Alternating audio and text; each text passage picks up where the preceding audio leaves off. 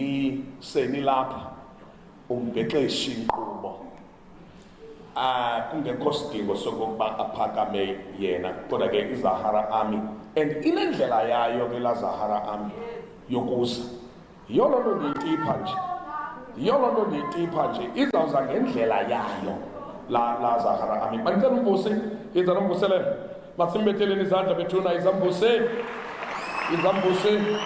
sondela uzothetha on behalf of the friends zikaZahara zonke zilapha endlini kodwa ke le tenda ifunyenwe nguwe izakhe uzothetha ke as itshomi kaBulelwa.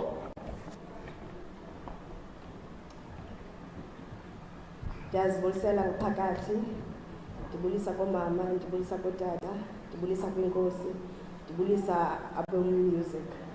Kunomvuselelo Grace Sibelite lo ume ngaphambili. Itshomi kaBulelwa.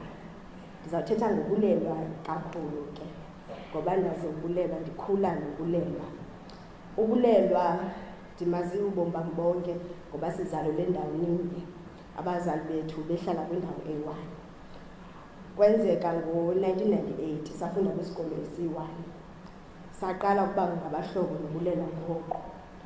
Ubulelwa I remember wayethanda undinvayitha sasingenanto mos yokuphuma like bakuthiwe let's have coffee. Into yoba kuthiwe sine-date we'll go to church with Ubulelwa. And Ubulelwa will carry a bag with i-Bible, i-highlighter, incwadi to write ecaweni. And njengoba kuhleli ecaweni the whole time Ubulelwa was always focused.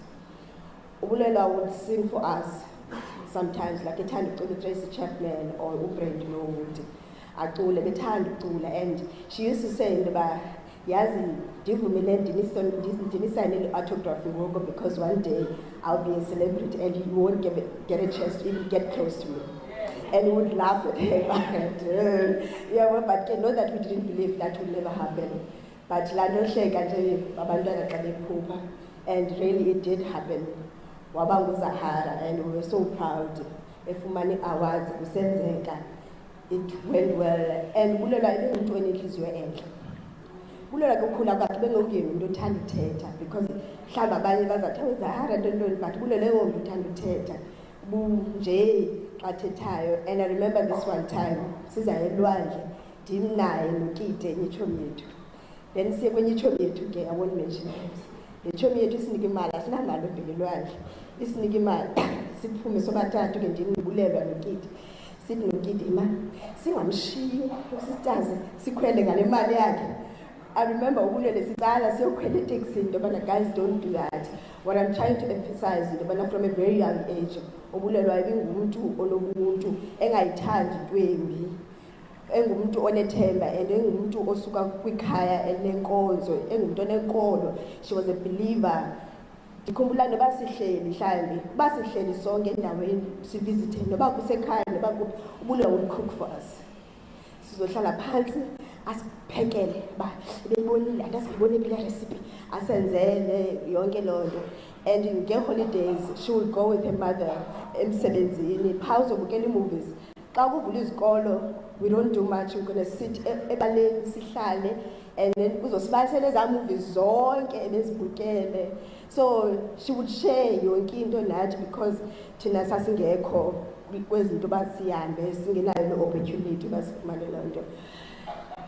Ndibuhlungu kakhulu uba ndime kule ndawo namhlanje ndizothetha ngobulelwa ongandibalelanga. And I'm glad that I got the opportunity to say everything I ever wanted to say to her. Because Ubulelwa besoloko sibizana twins, we call each other twins because we had so much in common from a very young age. Sithi my twin umntakama, and it happened that abazali bethu bayazana. Umntakama was friends with umntaka wakhe. I would not dwell much because I said everything I wanted to say to her, and I'm glad for that. Bazali bakaBulelwa ndithi ndiyayazi Bulelwa bengumuntu onothando and bengumuntu ebefuna abantu bonwabe. I'm sure ngoku ufuna ni celebrate impilo beniyiphile nayo ngaphambili enkosi.